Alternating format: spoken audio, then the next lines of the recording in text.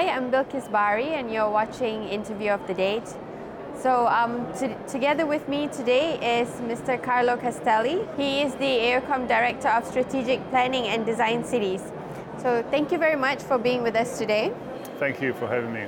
What do you think of Astana's planned or dream to become a smart city? I think smart city is a buzzword that is very used nowadays, and I think it's all about, well, in a way, cities have always been smart.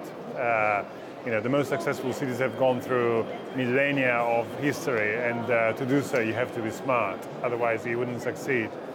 But I think nowadays there's a lot of emphasis on technology, and I think the real smart city is the city that empowers its citizens to really sort of succeed in their sort of socioeconomic path and their sort of possibility of encounter and aggregation, so that they can exchange ideas and opinions in a fruitful way. I think really is using technology to empower citizens to really succeed in their entrepreneurial efforts. How do you define smart city?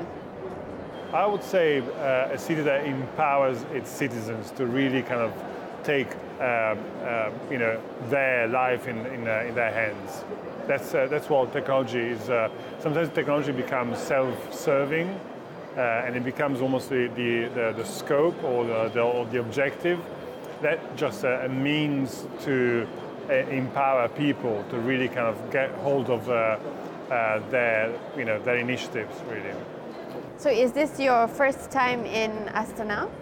It is, yeah. I'm really excited to be here. What is your impression of the city? Impression is of a young, dynamic and energetic city. It's clearly young compared to other cities. It's celebrating the 20th anniversary in a few months' time, which I'm looking forward to. I'm hoping to be here to celebrate with you, but I think the energy that kind of someone breathes as soon as you arrive is actually kind of quite strong. And I think the words of the President this morning really kind of set the scenes in a very proper way for the ambitions that underpins the forum as well. So I'm delighted and excited to be here. So besides development of smart cities, a lot of other developed countries, they also build airport cities. Yeah.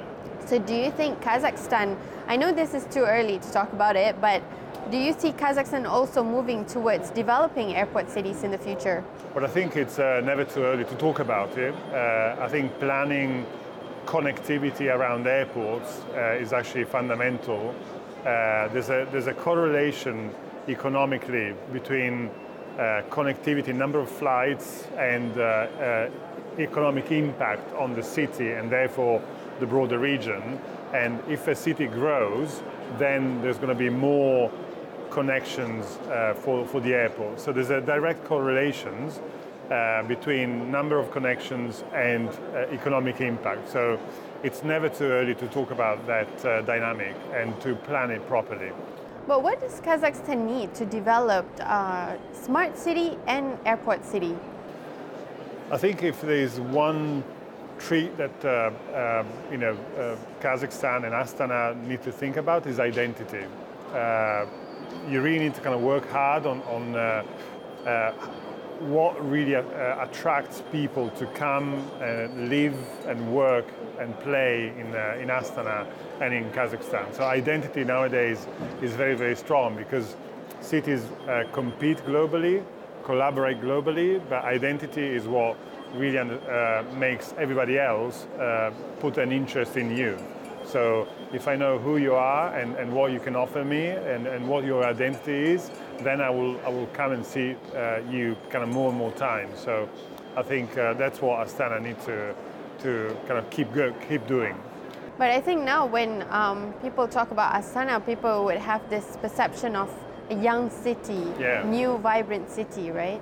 So that would give an advantage for the Absolutely. Country to develop the smart city. Yeah, things are up for grab, and there's a lot of kind of planning and efforts that have already been made. And I think it's important to plan for the long term and always kind of keep a vision, a strong vision for the future, they can inform the present as well. So the short, medium and long term should be kind of planned in an integrated way so that there's no disconnection between the now and the future.